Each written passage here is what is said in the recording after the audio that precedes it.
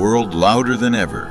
Staying spiritually connected feels like swimming against a raging tide.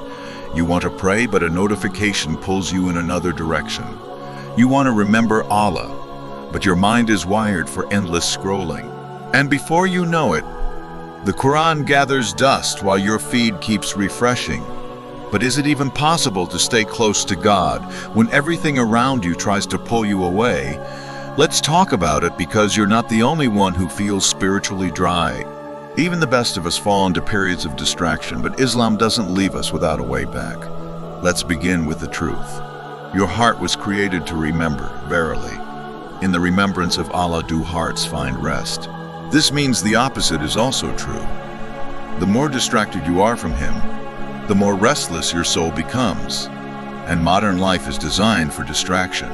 Everything is fighting for your attention. Apps, ads, voices, influencers, even fears. You wake up to notifications, you fall asleep to noise, and between those hours, your soul barely breathes. But Islam came to liberate the heart, not chain it to the dunya. So how do you hold on to your faith when your world keeps spinning faster? The Prophet, peace be upon him, said, "Faith wears out in your heart as clothes wear out, so ask Allah to renew faith in your hearts." That means it's normal to feel your iman go up and down. Even the Sahaba felt this.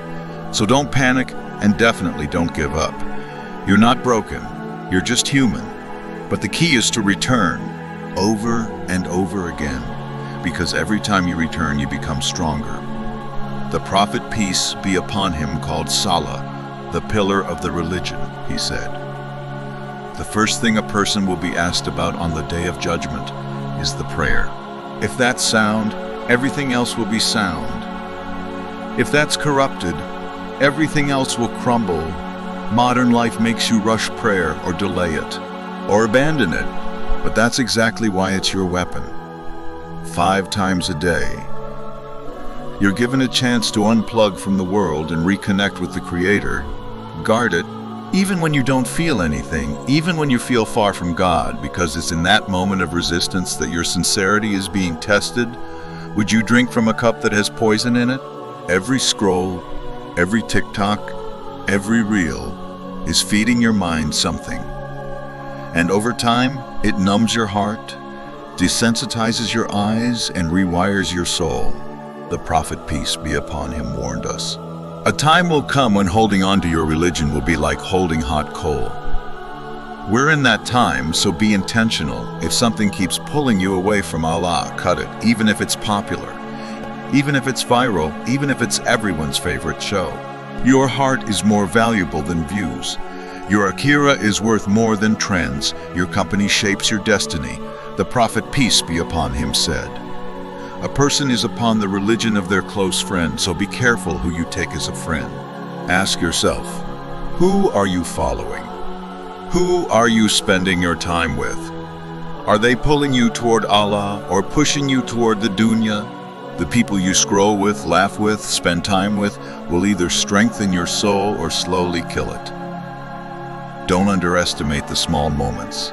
The Prophet, peace be upon him, said, "The most beloved deeds to Allah are those that are consistent, even if small."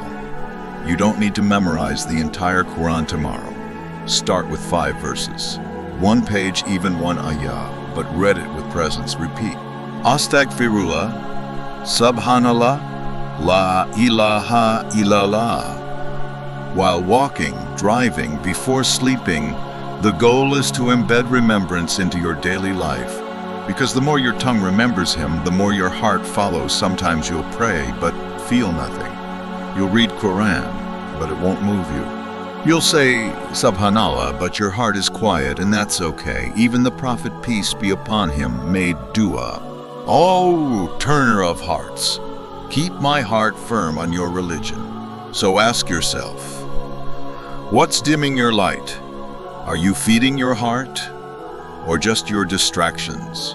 The scholars say, a sin after a sin creates a dark cloud over the heart until the heart becomes blind. So don't ignore the numbness. Treat it like pain, a warning.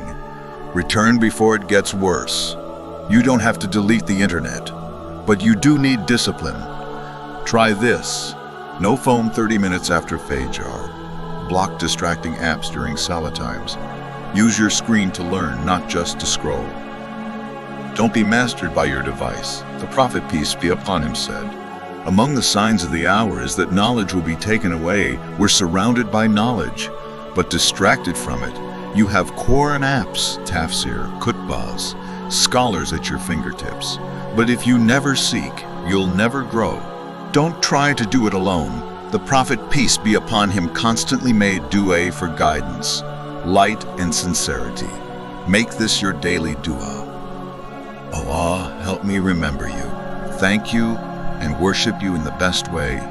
Ask Allah to remove distractions from your life, to make your heart firm, to make your faith sweeter than sin. The more you ask sincerely, the more doors He will open for you.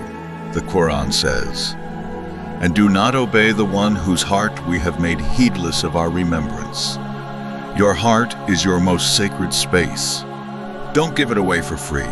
Your eyes weren't made to stare at sin. Your fingers weren't created to scroll endlessly. Your mind wasn't designed to drown in noise. You were created to know Allah, and no matter how loud this world gets, the soul that remembers God will always find its way home. Even when it slips, even when it stumbles, even when it's tired, because Allah hasn't left you. He's just waiting for you to come back. If you liked this video, please hit the like button, share it with your friends, and subscribe for more amazing content.